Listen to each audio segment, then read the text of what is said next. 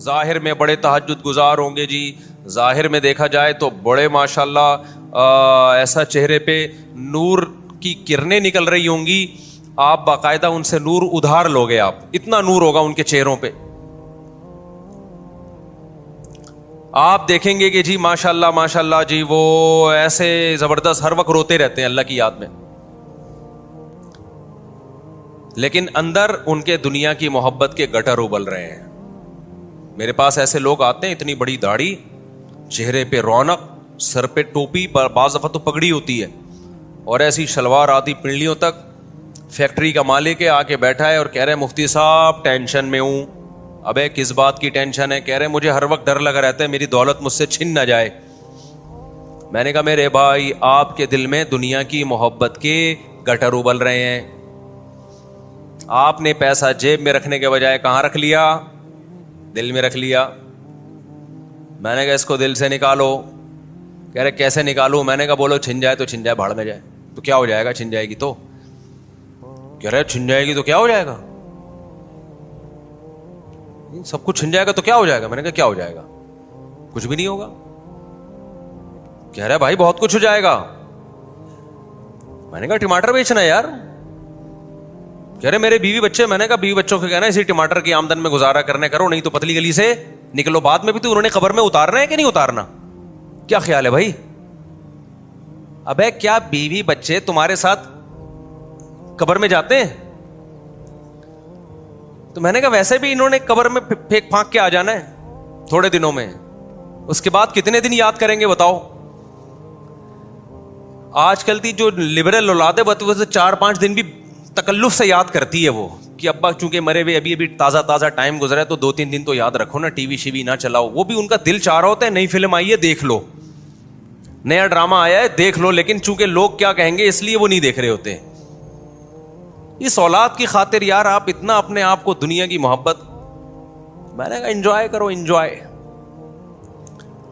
اول تو چھننے کا کوئی خطرہ نہیں ہے, لیکن دنیا کی محبت کے گٹر ایسے ابل رہے ہیں کہ جس چیز کا خطرہ نہیں ہے نا اس کا بھی خطرہ دل میں پیدا ہو گیا کہ یہ نہ ہو جائے, وہ نہ ہو جائے, یہ نہ ہو جائے. میں نے کہا بھائی نوٹ کی گڈیاں نکال کے نا صدقہ کرو, صدقہ ایسے دیا کرو, یہ غریب یہ غریب. میں نے کہا یہ جو آپ دیتے ہو نا یہ تھوڑا سا اٹھنی اس کو پکڑا دی, وہ جو وائپر والا ہے, یہ والا صدقہ نہیں چلے گا مارکیٹ میں. میں نے کہا کتنی فیکٹری ہیں, 6-7 ہوں گی. میں نے کہا ایک نکال دے اللہ کے لیے. وہ تو مجھے ڈر تھا کہ بے ہوشی نہ ہو جائے وہ. یہ چیزیں کسی صحیح بزرگ کی خدمت میں جب تک نہ رہا جائے, اس سے اصلاحی تعلق نہ قائم کیا جائے, اس وقت تک یہ دنیا کے گٹر دل سے نکلتے نہیں ہیں. کل رات میں سونے کے لیے لیٹا, بعض دفعہ خیالات کا ہجوم ہوتا ہے تو مجھے اپنے شیخ یاد آنے لگے. کیسی باتیں کیا کرتے تھے, کیسی ان کی زندگی تھی. تو میں یہ سوچ رہا تھا کہ اگر ہم نے ان بزرگ کو نہ دیکھا ہوتا, اپنے شیخ مفتی رشید احمد صاحب کو نہ دیکھا ہوتا, تو دنیا کی محبت کا گٹر کہتے کس کو ہیں یہ ہماری سمجھ میں آتا ہی نہیں. یہ چیزیں بیانات سے تھوڑی آتی ہیں. بیانات سے تو ایک تھوڑی سی موٹیویشن ملتی ہے کہ اچھا یہ بھی کوئی بیماری ہے دنیا کی محبت کا گٹر. ٹھیک ہے نا. گٹر کی 2 قسمیں, ایک وہ گٹر جو کراچی میں کھلے ہوئے ہیں جن میں ڈھکن نہیں ہوتے, ایک یہ گٹر ہے. اور جو گٹر دنیا کی محبت کا انسان کے دل میں ہوتا ہے نا اس میں بھی ڈھکن نہیں ہوتا, کسی بھی وقت وہ ابلنا شروع کر دیتا ہے. سمجھتے ہو کہ نہیں سمجھتے ہو؟ وہ کسی بھی وقت ابلنا شروع کر دیتا ہے. ایک اور بڑے نیک آدمی, اب پرانا قصہ ہو گیا تو اب وہ نہیں سمجھیں گے کہ میری بات ہو رہی ہے.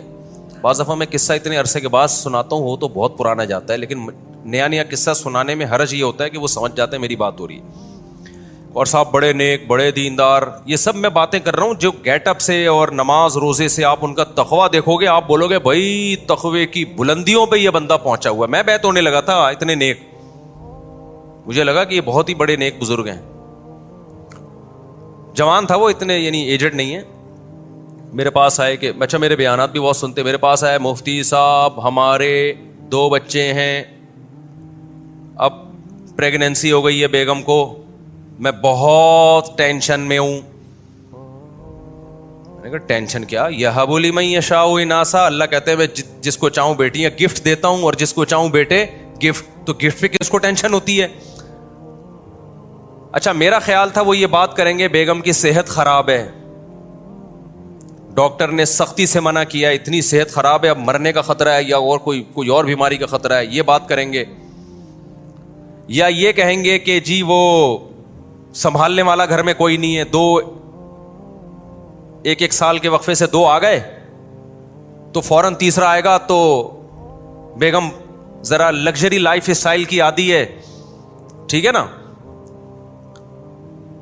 وہ بہت ہی یعنی کمزور طبیعت کی ہے، اس سے بچے نہیں سنبھلتے، تو گھر میں لڑائی ہوگی، بچے نہیں سنبھلیں گے. میں نے کہا یا تو یہ کہیں گے تو میں کہوں گا نہیں اللہ سے ہم دعا کرتے ہیں انشاءاللہ وغیرہ وغیرہ اور سمجھائیں گے. یا صحت کا ایشو ہے تو بھائی ڈاکٹر سے رابطہ کرو. جب اس نے یہ کہا نا مصعب میری آمدن پہلے ہی اتنی ہے میں کیسے پالوں گا، جب یہ الفاظ کہے ہیں نا تو میری کھوپڑی گھوم گئی. بہت بہت افسوس ہوا، بہت افسوس. یہ بات وہ نہیں کر رہا جس کے گھر میں کھانے کو روٹی نہیں ہے، یہ بات وہ کر رہا ہے جس کا ذاتی گھر ہے کروڑوں روپے کا. یہ بات وہ کر رہا ہے جس کی ذاتی گاڑی ہے، 0 میٹر کار خریدی اس نے اپنے لیے. میں نے کہا حضرت صحیح فرمایا کرتے تھے گیٹ اپ پہ مت جاؤ، اس سے تو وہ اچھا ہے یار. ایک ٹماٹر والا بھی کینو مالٹے بیچتا تھا، میں نیو کراچی میں تھا نا تو اس وقت میں زیادہ مشہور نہیں تھا، تمیز سے گھوم لیا کرتا تھا. اب تو میں کہیں نکلتا ہوں مجھے ایسا لگتا ہے کوئی بندہ آ رہا ہے نا تو اس کے سر پہ سینگے مجھے آ کے ٹکر مارے گا. وہ مجھے میں اللہ معاف فرمائے ایسا کہنا نہیں چاہیے، فینز ہیں یہ سارے فینز ہیں، لیکن مجھے لگتا ہے کہ یہ ابھی آئے گا مجھے، تو میں ادھر سے نکلتا ہوں ایسا ٹارچ دے کے چلتا رہتا ہوں. میں اب تو یہاں نہیں کھڑا ہو سکتا میں اپنی مرغیوں کے پاس. 4 آدمی نا یہ مسجد کی جالیوں سے پکڑ کے یوں کھڑے ہوئے ہوتے ہیں، مجھے دیکھ رہے ہوتے ہیں جیسے حاضری نہیں آتی جیل میں، حاضری آئی ہوئی ہے. ادھر کا ہم دروازہ بند کر دیتے ہیں بھائی وہاں سے ادھر کسی کو نہ آنے دو، تو پھر مسجد کے گرل میں یوں کھڑے ہو جاتے ہیں ادھر. اب میں اپنا کام کر رہا ہوں، میں مرغیوں کو دانا ڈال رہا ہوں، میں بکری کا دودھ نکال رہا ہوں، کھڑے ہو کے دیکھ رہے ہیں. تو عجیب سا لگتا ہے نا انسان کو یار کیوں مجھے گھور کے. پھر میں ان کو بلا لیتا ہوں آ جاؤ یار سلام دعا کرو، پتلی گلی سے نکلو، کھڑے نہیں ہو یہاں. تو پھر پتہ چلا یہ جو بھی مشہور ہوتا ہے اس بیچارے کے ساتھ یہی ہوتا ہے. فیملی کے ساتھ کہیں نہیں جا سکتا آدمی، گاڑی روک کے بھی لوگ گاڑی میں کہیں جا رہے ہو نا آگے سے روک لیں گے، اتر سیلفی ادھر چل، مجھے لگتا ہے بندوق نہ نکال لے سیلفی دے. تو یہ اللہ تعالیٰ نے چونکہ ہمارے عیبوں پہ پردہ ڈالا ہوا ہے تو اس لیے تھوڑی بہت عزت ہو گئی ہے. باقی مخالفین بھی بہت ہیں، طنز بھی بہت کر رہے ہوتے ہیں. کہیں جا رہے ہو نا ایسے طنز وہ نہیں بھپتیاں، جو مخالفین ہیں وہ ایسے بھپتیاں کس رہے ہوتے ہیں، طنز کر رہے ہوتے ہیں. اگرچہ وہ طنز کرنے والوں کا ریشو بہت کم ہے لیکن طنز تو ایک بھی آپ کو پتا ہے وہ سب پہ بھاری ہوتا ہے. تو میں لوگوں سے کہتا ہوں، ایک دفعہ جہاز میں جا رہا تھا، ایک صاحب بیٹھے ہوئے ایک نوجوان، اس نے مجھ پہ طنز کیا نا یہ وہی ہے، اس طرح کی کوئی اوٹ پٹانگ سی بات کی. میں جا کے پیچھے بیٹھ گیا تو ہمارے ساتھ دوست تھے. میں نے کہا اچھا ہے ایسے لوگوں سے آدمی بیلنس، بہت زیادہ عزت ہو نا انسان کی ہر جگہ تو وہ اپنی اوقات بعض دفعہ بھول جاتا ہے. میں نے کہا اچھا اس طرح کے بھی لوگ ہیں تو جو عزت وہاں سے ملتی ہے تھوڑی سی بیزتی ہوئی تو بیلنس ہو گیا، ٹھیک ہے تھوڑی عزت ملی یہاں سے تھوڑی بیزتی ہوئی تو کیا ہو گیا، بیلنس ہو گیا. تو میں اس کو بھی کوشش کرتا ہوں انجوائے کرنے کی، ایسا نہ ہو آپ انجوائے مجھے جان کے کرانا شروع کر دیں. اچھا خیر، گارڈ آنے کے بعد تھوڑا مسئلہ کنٹرول میں آیا ہے. پہلے تو ایسے گھسیٹ رہے ہوتے، ادھر آؤ، ایسے گھسیٹ رہے ہوتے. اچھا خیر، تو بات کیا چل رہی تھی؟ تو میں یہ بتا رہا تھا کہ اب دیکھو اتنی بڑی گاڑی، اتنا اچھا گھر. تو میں نے کہا بھائی یہ نماز روزے کا کیا فائدہ یار، جب دنیا کو مسافر خانہ نہیں سمجھ رہے اور اللہ کو غصہ نہیں آئے گا کہ تو مجھے رزاق نہیں سمجھتا، اور میں نے تو ثبوت بھی دیا ہے. اللہ کہے گا میں نے تو ثبوت دیا ہے، کتنا کھلا رہا ہوں کتنا پلا رہا ہوں. یہ پتہ ہے یہ جو فیملی پلاننگ ہے نا یہ مالداروں کے مسئلے ہیں، غریبوں کے نہیں ہے. یہ جن کے توندے بہت بھری ہوئی ہیں نا, ان کو لگتا ہے کہ رزق کی کمی اور بچوں کی فیسیں کہاں سے افورڈ کریں گے, جن کے پاس کھانے کو بہت کچھ ہے.